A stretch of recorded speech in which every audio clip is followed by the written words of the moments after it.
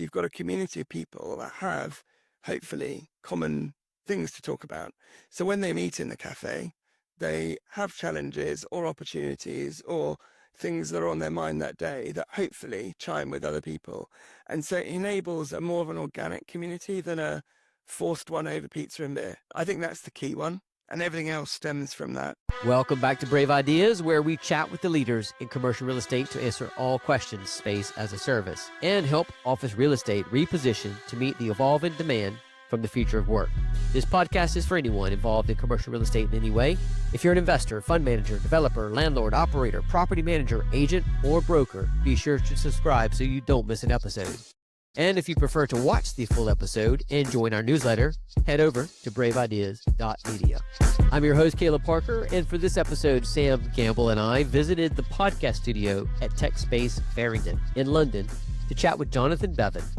Jonathan is CEO of Techspace, a flex workspace platform built specifically for high-growth technology companies. Since joining in 2019, Jonathan has led Techspace's expansion across London and Berlin, including their flagship 50,000 square feet location in Farringdon.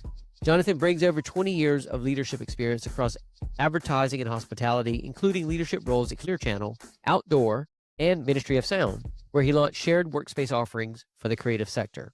Joining me to kick off this episode, obviously, is my friend Sam Gamble, co-founder of Return Suite, our headline sponsor this season. Sam, this conversation with Jonathan really dives into one of the key themes we keep coming back to: specialization and brand positioning in flex. Yeah, for sure. Techspace is a great example of an operator that's chosen a very clear customer segment, which is tech companies. And because they've narrowed that focus, they've been able to build spaces, services, and communities that are highly relevant to that consumer profile. Yes, and Jonathan talked about how that starts right from the top of the funnel, who they allow into the building. Tech has to be core to the business, and that self-selection helps create organic community among occupiers who actually. One of the things I really liked was how they're balancing kind of the physical product with their operational mindset. And one of the things I always find super interesting is, flex is a newer industry in a lot of ways. And so you have a lot of people coming from other industries. And Jonathan came from outdoor advertising, which gave him a lot of perspective on how to kind of manage fixed long-term commitments while monetizing short-term variable income.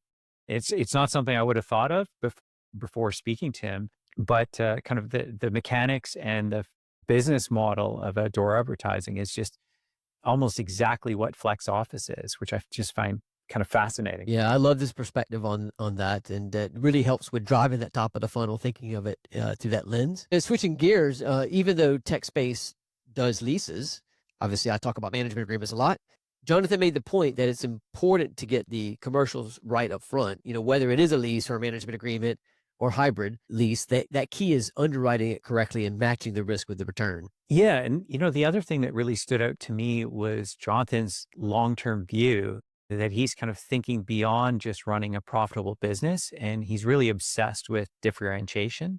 I remember from our last season conversation with Gio, he says, well, the UK is so much further ahead than North America when it comes to the flex market. And if it is, London is definitely the most competitive market. And kind of having that differentiated product is super important for your brand going into the future. Again, music to my ears, because I've got that hashtag brand matters. And I think another thing I like about this episode with Jonathan is it really shows where the institutional investors are starting to get more comfortable with brand-led real estate, flex-backed real estate, especially when there's a clearly defined brand and customer niche like Techspace has, and a strong operating track record, of course. Yeah, 100%. This episode is a masterclass on how to build a differentiated flex platform that really concentrates on a specific segment and that has the ability to scale and defend itself as the sector grows, institutionalizes, and more competition shows.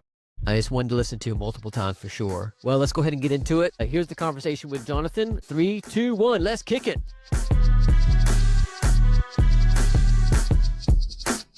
Welcome to Brave Ideas, Jonathan. Thank you very much for having me. Well, thank you for having us in your podcast studio at your new location at Goswell Road in London. Yeah, it's great work. Great to try it. So it's my first time in this room too. I'm loving the interior design. All the colors are popping. For those watching, they can see. Those listening, we've got some red, some teal, some blue, and even Sam, who's here with us on the couch here, has a shirt that matches the walls. It really does, doesn't it? Perfect. Well, look, let's kick off. We've got a lot to cover in a short period of time. I want to talk about the origin story of Techspace. How did it all start, and take us to where we are today?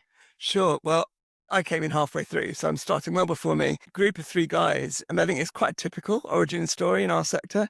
Doing something completely different, running a digital agency.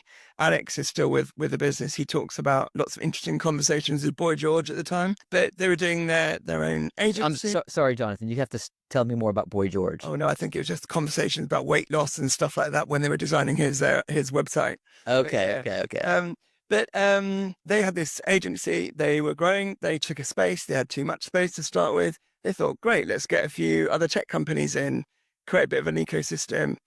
End of the year, looked at their accounts, worked out they made more money on that than they had on the agency. So pivoted. And I think that's quite a common story in our sector.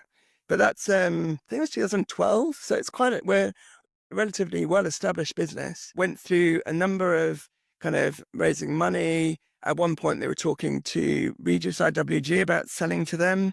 Glad that didn't happen. Me too. And yeah, and then we've raised money since. We've got a great shareholder. I'm sure we'll touch on that later, I'm sure. And yeah, I joined in 19, eve of COVID, literally. So obviously had a tricky period to start with, but very focused on growing the business and coming out of COVID, really able to do that as well. So yeah, that's where we come from. And coming from the pivot days of 2012, post Boy George, into going into full on co-working, to you coming on in 19, there was a change of ownership or a new investor group come in? New investor group. So we're backed by the Noe Group.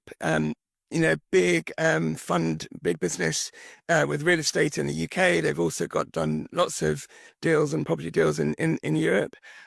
Very supportive backers. They like to invest in kind of real estate operating businesses as well. We're one of them. They've got a data center business that's very successful too. And yeah, that's really supported the business in growing. Well, I do want to talk more about your role. Why were you brought on? What's the plans post-COVID? So the business got to the point where they've done a number of deals. Maybe 1 or 2 mistakes have been made on 1 or 2 of those sites. But fundamentally, the shareholders and the management team really believed in the business. The Noe Group we touched on before, they were willing to put money in, but wanted a new person to come in and run the business. I had a little bit of background in the sector. I was at Ministry before, had created a co-working space there, really loved the sector. So I'd waited around to find something in the sector, and that came together. So yeah, I joined, as I said, in 2019, and we spent a lot of time kind of very focused on what we're going to be, how we were going to act as a business, how we're going to be different, and then obviously got around to be able to actually implement it after COVID, which is great. Well, I'm glad you said how you're going to be, how you're going to act as a business, because I want to touch on brand in a second. But can we go a little bit further back in your background a little bit? I know Sam had some questions as well. Yeah, well, when we met 2 weeks ago and you started discussing kind of your background in outdoor advertising and just how it translated into flex leasing, I just found that so interesting. It's interesting because it's kind of a totally different business, but fundamentally it works the same. So yeah, I was at Clear Channel, very big outdoor advertising business, within the international part of that. But a typical contract in outdoors, like London might want 10,000 bus shelters. They put a tender out. You win it. You build those shelters. That's like fitting out a building. You have a 10-year contract. That's like a lease. You pay London X million a year. That's like your rent. And then you're selling, in outdoor case, even shorter term, you're selling a 2-week campaign. And now it's like hour or day part, because it's digital. So it's exactly the same business model. It's a long-term commitment with upfront investment often, not all the time. And then it's arbitrage between what you're selling. And it also means that, which I think is another interesting parallel, at outdoor, I also always felt it was kind of like 2 businesses. You had one half, which is a very physical one. It was building stuff, maintaining, cleaning, repairing, putting things up, putting in digital screens. And then you had the sales side, which was selling a creative product to a business that's trying to advertise and build a brand. So it's a completely different mindset. And I think that's got a lot of parallels as well in our sector. When we fit out, we've got one mindset. When we're working in a hospitality business and we're supporting our members, we're a completely different mindset. You mentioned the word arbitrage, and it's been a big topic. There's a big named brand that went through some trouble a couple years ago because of their arbitrage execution. And you've seen recent times a lot of co-working brands and flex operators move into more management agreement or hybrid leases. But you guys are on a lease arbitrage. I want to underscore that you guys are on a lease arbitrage. Yeah, I mean, I'm agnostic actually as to how I get a site. What's more important is where the site is, and I want the site that I want, you know. But how I transact, I don't care about the legal structure. What I do care about is making the commercials all right. And I think that the big mistake in our sector is if you get a deal wrong, you're stuck with it for a long time. But if you get it right on a lease, then you've got the upside. So it's I kind of sometimes feel it's about how much do you back yourself and knowing your sector, knowing your revenue streams and be able to manage that. If it's a location, a space, a city that you know very well, you should be able to make a lot of money on a lease. I'm not taking anything away from management agreements. They've absolutely got their place, and I would want to do that as well in the right location. But for me, it's more about getting the right site, and I'm agnostic as long as I've done the right commercials on how I do it. And Sam, when you were a landlord, you started out with these arbitrage. Did you pivoted into management agreements some? Is that right? We kind of moved all over the place. We started in owner operator by accident, played around with lease arbitrage, and then ended up in management agreements. So Right.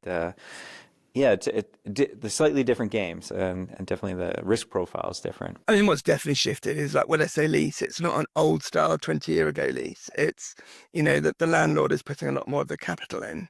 But in terms of having a lease contract and a fixed lease commitment going forward, that's similar. But in the type of deals we're doing, when the landlord is playing a much bigger role in the investment made in the building. Well, it's interesting. I was talking to another operator, not in the UK recently, and they said when they do management agreements, they also do leases and they do everything in between. And he said they don't even bring that topic up in the beginning of the conversation. It's about making sure there's dynamic between the landlord partner, make sure the site's right, making sure that this site can make money, and then you can figure out the legal structure and who gets what money, when, and where. That's exactly how I think about it. Interesting. Exactly. Well, let's go back and dive into the brand, because the Techspace brand is very focused on a customer. You said how you will act, and that makes me think of your values, the values dictating how you treat your customers, what you deliver for your customers, what you say no to. So can we start with the brand values? Sure. So we spend a lot of time thinking about our values. I'll touch on 3 or 4 of them.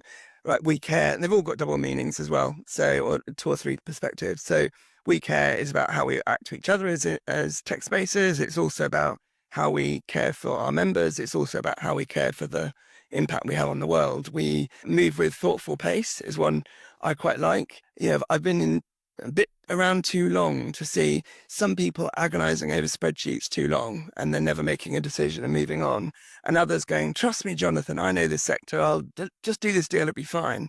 The reality is you need to be somewhere in the middle. You need to do a bit of homework, and then you've got to use your gut feel as well and get a move on, and then, you know, learn from your mistakes. So thoughtful pace is something I like. Strive to improve has got an obvious meaning.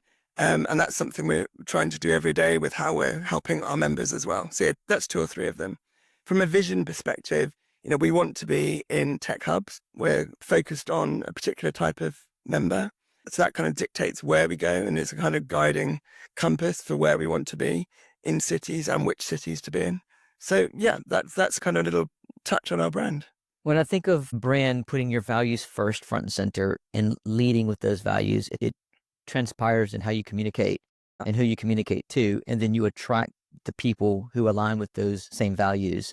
How do those values then shine through to your communication and speak to your customers? So I think one of the ones in terms of that question is open. So we are open. It's one of our values. And whether it's internally with our employees, they're always quite struck, in particular new employees, about how open we are about where we're going, how we're doing, the good and the bad.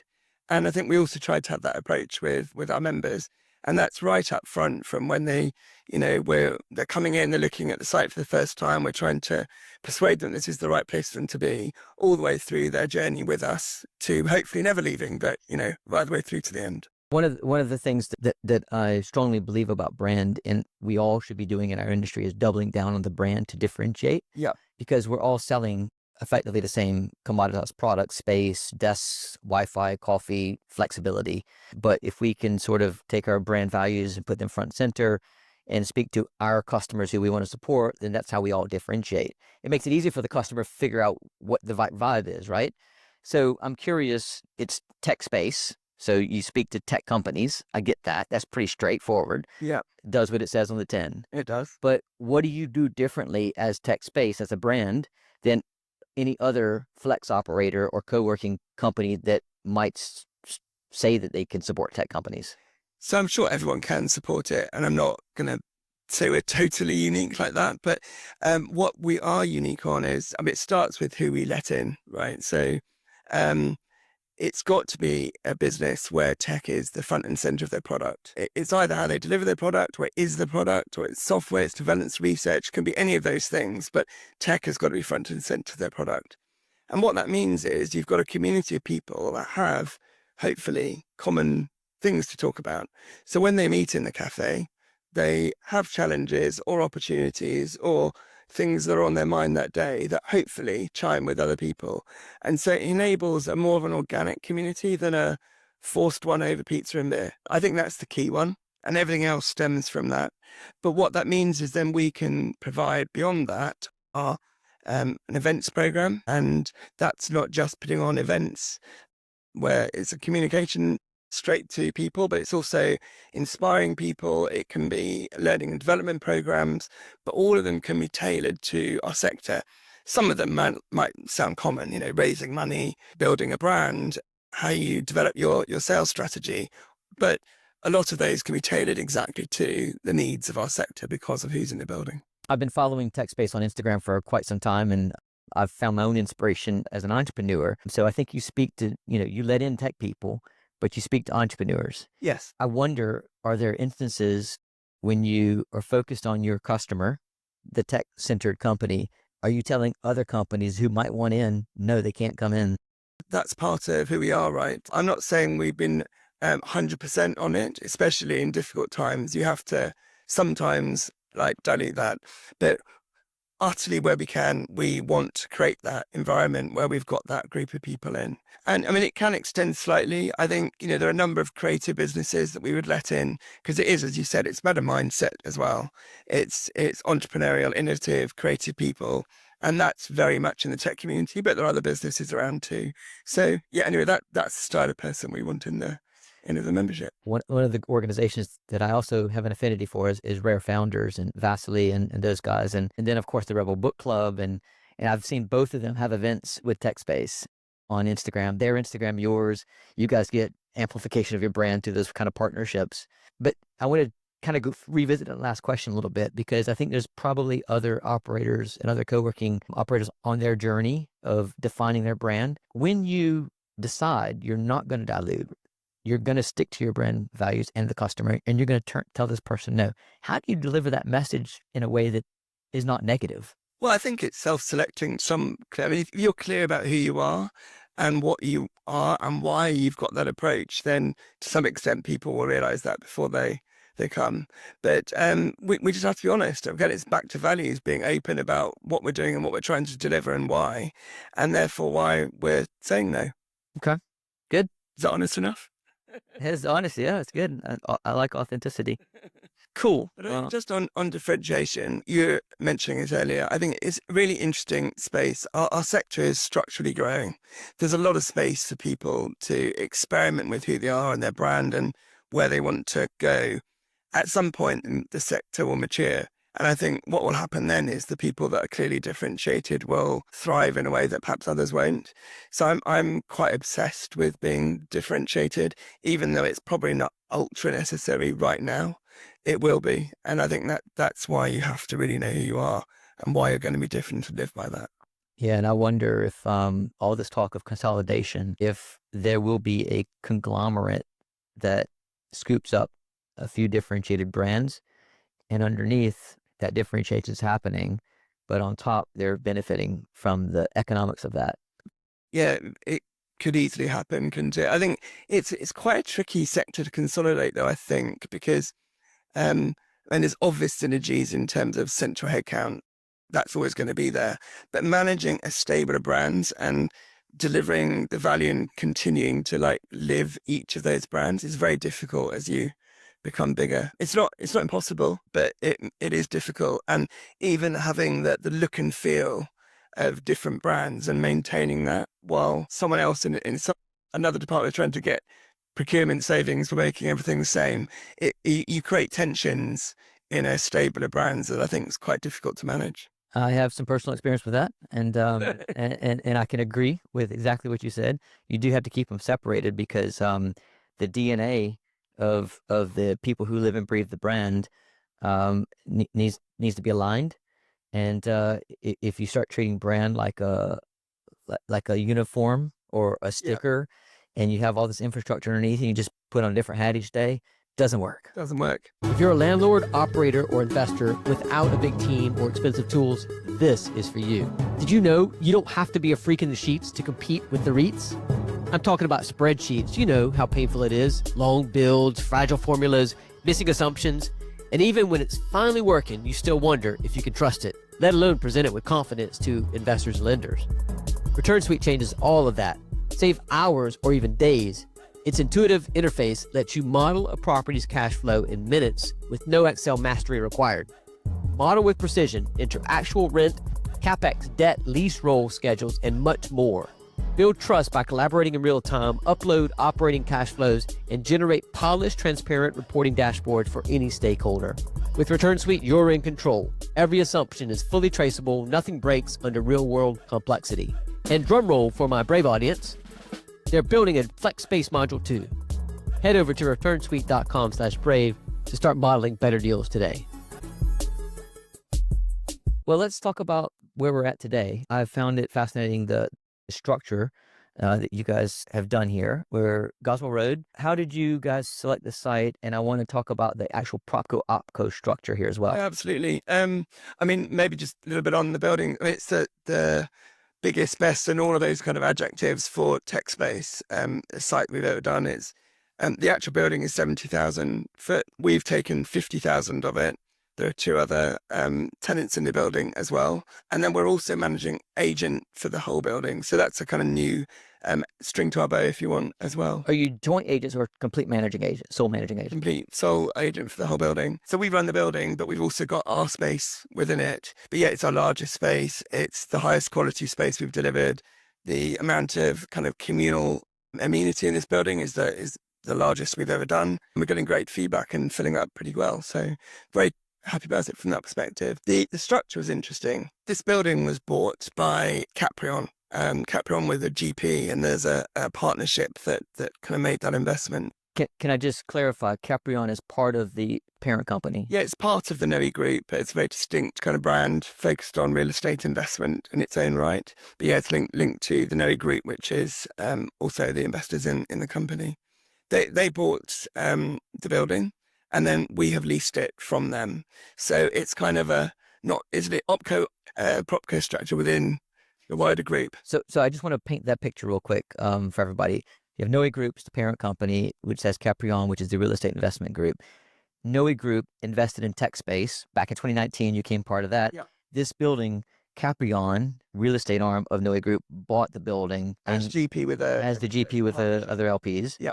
And then Techspace came in and took a lease. That's right. Or 50,000 square feet of the 70. Yeah, and managing agent for whole, as we said before. All right, go on. So that's the structure, and I suppose the thesis behind it is, I mean, as always, there's a number of unique situations to the deal, and then there's a general view on what might happen. So some of the unique things were this building was redeveloped by a family that owned it before. The timing was slightly unfortunate because it finished right as COVID was beginning. So I think there's a unique situation about why it was for sale. But fundamentally, Caprion and their partners have invested in a building because Techspace could come in immediately. So they obviously had a vacant possession building becoming occupied straight away. It was at a time when interest rates were high. So there's a view that they'll kind of taper down, and that will benefit the valuation. But fundamentally, it's also about the fact that Techspace is a flex operator, will fill up the building. They have confidence because they know us. And they have a view that, the valuation of buildings with flex operators in it is starting to shift. I mean, it's got a long way to go, but they're a believer in the fact that shift is starting to happen. And so they would benefit from that as time goes on. So Caprion knew, obviously through Noe Group, they know the track record of Techspace. Yeah. Techspace has operational sites, operational data, makes their forecasting quite credible to know what they're going to be able to do. That's all good, easy peasy, sign a lease, no big deal. But what I found interesting about it is buying a building of 70,000 square feet where 80 or 90% of the building's going to be, yes, it's in a lease, but it's still, that lease is backed up by flexible revenues at the OpCo. So I'm curious, in thinking long term, what the exit strategy is there. Who are they expecting to buy this? What sort of cap rates? Or what is the thinking around this is kind of my thoughts, because I keep hearing mixed signals. Yeah. I think very much they're open to the buy. They're definitely going to sell the building, by the way. It's not something they're going to, hold for 10, 15 years. But there's definitely a view. They bought it. Techspace will improve the valuation along with the other subtenants in the building, and then they'll sell. But it will be to an institutional investor. So any number of the normal array of institutional investors. So that's their vision of what will happen. I'm going to maybe turn to Sam on this. We had an event yesterday on valuing flex businesses and flexible revenues. If a GP who understands flex and understands all the track record of a flex operator is buying a building to put a flex operator in it, knowing that they can sell it to an institutional, is that not like a major feather in the cap of the future of flex? Yeah, I mean, you'd have to think so.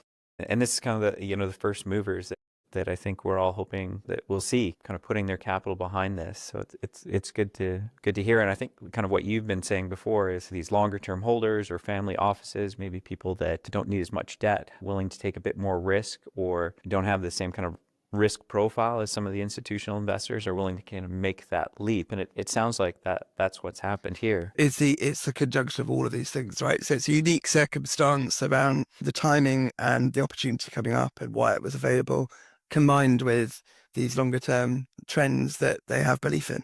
And I mean, it must be great to have such a good operator in their back pocket, I guess, too. It probably helps. Of course. You would say that. And so, not to get into too many of the details here, but it wasn't a straight equity play. There was debt on the deal, though, right? Yes, so as we said, it's a GP partnership structure, and they had a bank that came in that financed, I don't know the proportion exactly, but big chunk of the capital. So there's a bank that got behind the deal as well. That's great. I mean, Sam, the circular reference has been broken. Yeah. We've got a bank behind it. We've got the investor behind it. We got the operator behind it. I wonder what the valuers are going to say. Yeah. Can't wait for it to.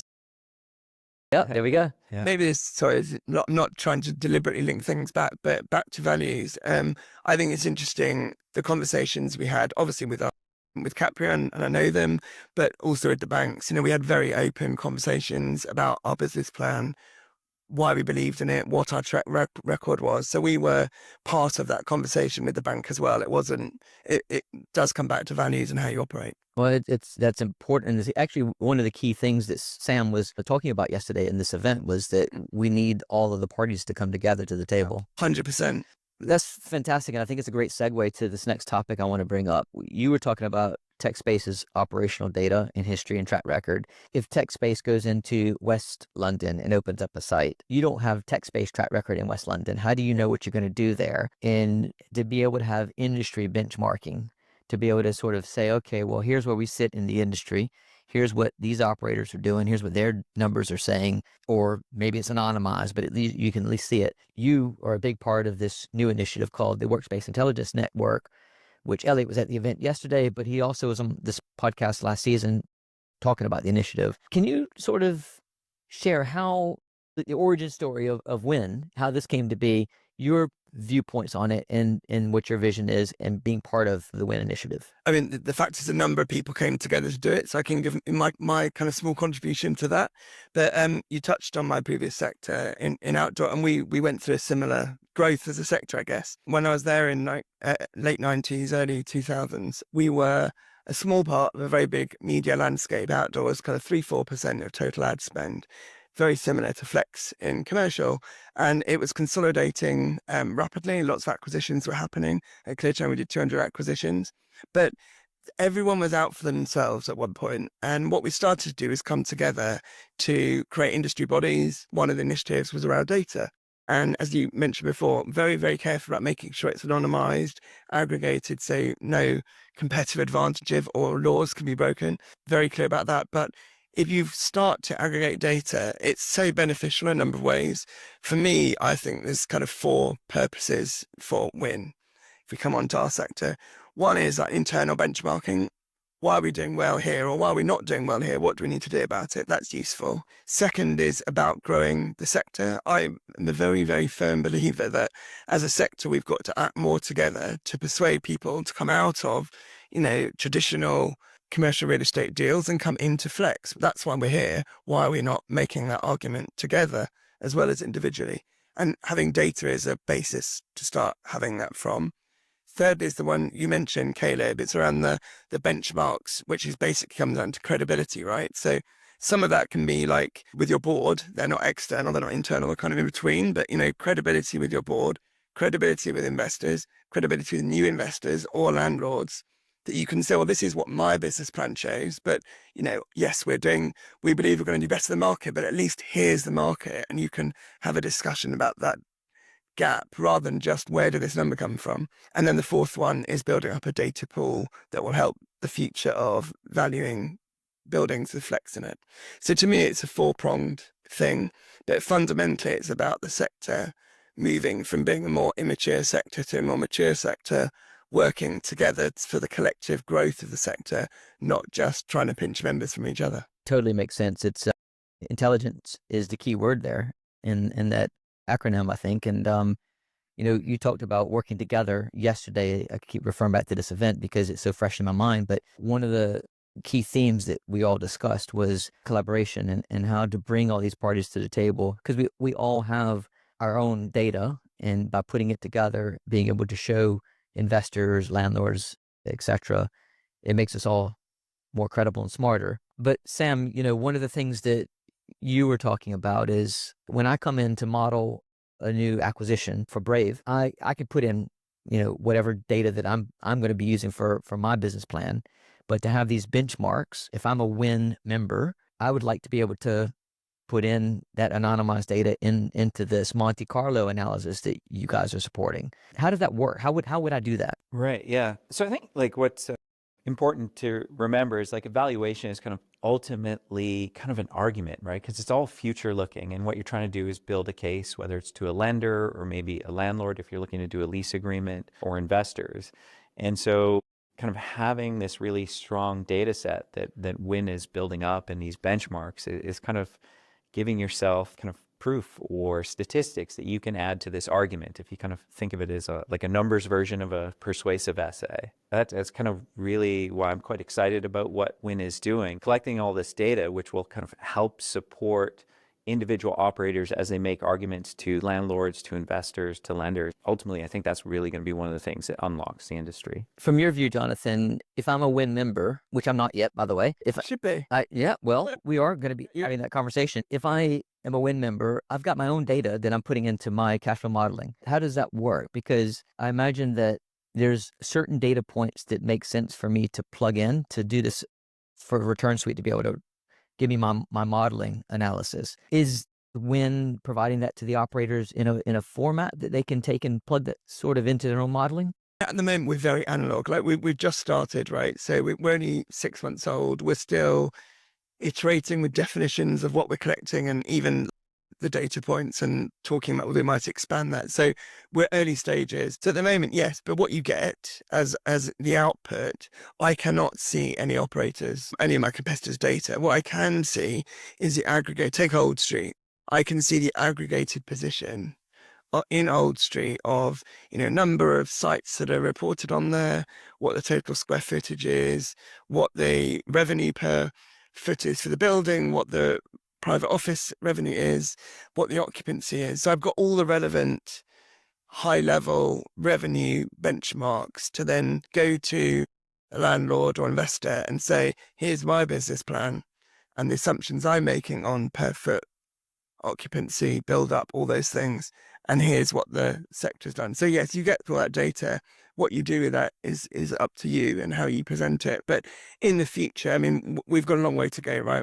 It's very analog and we need to automate it, and then it can be plugged into lots of different things, hopefully including return suite. But that's the journey we're on, is to make it more usable, more automated, probably cheaper, definitely wider as a data set and data pool. It's such an important initiative, and I think you guys are at 450 locations now, what I heard yesterday. Sounds like you're ahead of me. I thought it was 400. So we're up another 50. That's great. If you're adding 50 every week, right? Yeah. Cool. The important thing is we're starting to get the larger operators interested as well. So yeah, I think that's what we have to have. It needs to be not everybody. I'm not pretending everybody's going to be in it, and some people feel like they don't need to. But I think if we can get a number of the large operators involved and gaining from their expertise in how we're developing the strategy of win as well, again, back to the collective good, that's what's important. Definitely. And right now it's UK, London focus. Assuming it'll expand across the UK, will it go outside of the UK? I suspect the idea will, whether it's Win that does it or whether it's a German or French Win that is created.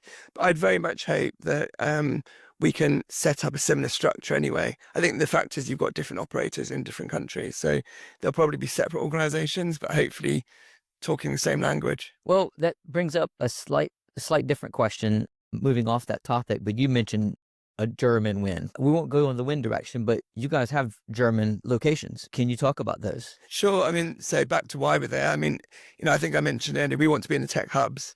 If you're looking in Europe, the three big hubs are London, Berlin, and Paris. So the tension is always between, you want to be there emotionally, but you've also got to be careful about operational overreach. And I've run very international businesses before, and I'm very conscious of the additional risks, strains, and difficulties of being in a new territory, as well as all the positives which are there too. So, but Berlin was absolutely the right place to go to for Techspace. We've got 2 sites there. We've got another one opening shortly. And, we would hope to expand in Germany as well. Right now, Germany as a country is economically a little bit tricky. So it's not trading quite as well as London. But, 2 years ago, it was the other way around. That's the nature of these things. But we want to invest in Germany in the future, and we'll expand our presence there. We're looking at Munich quite heavily. So that would be a natural next place for us to go. You speak German? Not enough, I'm afraid. Can understand that bit, but not much more. Fortunately, in Berlin, it's very... They speak way better English than I do. Okay. Sam, have you been to Berlin? No, just Frankfurt for 24 hours on a layover. Okay. Berlin's much more fun than Frankfurt. I did the same thing. Where did you go after Frankfurt? We're back to Canada on the way from Malaga. Oh, lovely. Malaga. Yeah. Yeah, I was in Frankfurt for an overnight before I went to Heidelberg for my birthday weekend once. Oh, nice. Yeah, that's good. Jonathan, this has been fantastic. Thank you. What's the next conference you're going to? Not sure yet. Open to it. What do you think I should go to? Juicy. I think with Juicy Boston's coming up, that's quite a bit of a journey, but there's a closer Juicy in Manchester. Yeah. I think in the summertime. Juicy before, so definitely. Well, thank you for sharing all of your insights, your experience, all your ideas, your brave ideas, and great hosting us for, this amazing podcast studio. Great to have you. Awesome. Sam, any final words? Thanks for tuning in, and take care of yourself. Until next time, take care of yourself. If you've enjoyed this episode, you'll enjoy our Brave Ideas newsletter. Subscribe today by tapping on the link in the show notes. And don't forget, I'm always on the lookout for buildings to acquire and reposition with brand-led hospitality. If you know a building I should look at or an owner looking to sell or partner with, drop me a DM or contact us at bravecorp.co. Until next time, take care of yourself.